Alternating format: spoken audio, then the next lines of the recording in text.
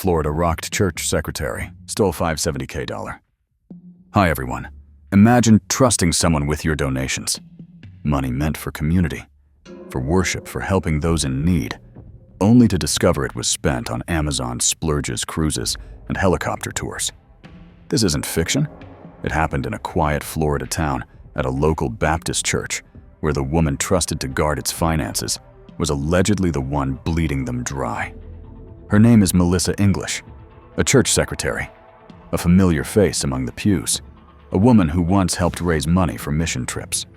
But according to investigators, she used her position to funnel over $500,000 out of the church and into her own pockets. From 2019 to 2024, the money disappeared bit by bit until an accountant noticed something was off. What followed was an investigation that uncovered years of deception, a dramatic arrest, and a church community left reeling. Let's dig into the case of Melissa English, the church treasurer who lost her faith in honesty. Dear friends, it all started with a spreadsheet. In November 2024, Amelia Baptist Church in Nassau County, Florida, was conducting a routine review of its finances. But something didn't add up. Numbers weren't matching. Expenses didn't have explanations. A new accountant flagged the issue, and the church's pastor decided to confront the woman at the center of it all, Melissa English. English wasn't just any employee. She was the financial secretary, a person trusted with the church's credit card payroll and internal accounts. When pressed, she reportedly admitted to using the church's card for personal purchases. That confession opened the door to something much bigger. Investigators from the Nassau County Sheriff's Office launched a full audit of church finances. What they uncovered was staggering. The pattern began in 2019. According to court documents, English made nearly $3,000 in unauthorized charges that year, and that was just the start. She also used church funds to pay off over $33,000 in personal credit card debt and issued herself nearly $4,000 in bonus paychecks. By 2020, things had escalated. The fraudulent charges reached over $1,000, with another $8,000 funneled toward her personal credit cards. Again, she boosted her own payroll this time by almost $18,000. In total, she took over $88,000 in 2020 alone. Then came 2021, the year English seemingly threw caution to the wind. She charged over $38,000 to the church card on everything from Amazon orders and Southwest Airlines tickets to stays at SeaWorld resorts, and even a helicopter ride over the Grand Canyon. She paid off another $60,000 in personal debt, and once again gave herself unauthorized payroll increases. Altogether, investigators say she took more than $102,000 that year, but she didn't stop.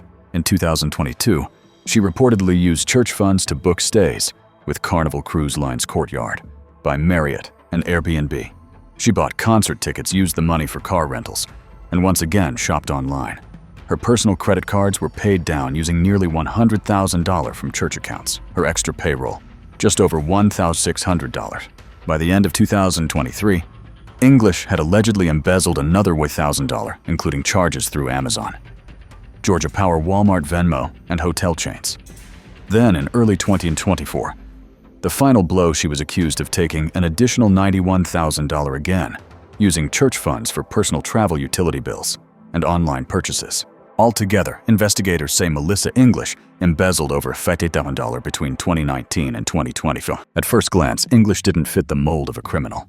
She was known in the community. Years earlier, she even organized a GoFundMe to attend a church mission trip.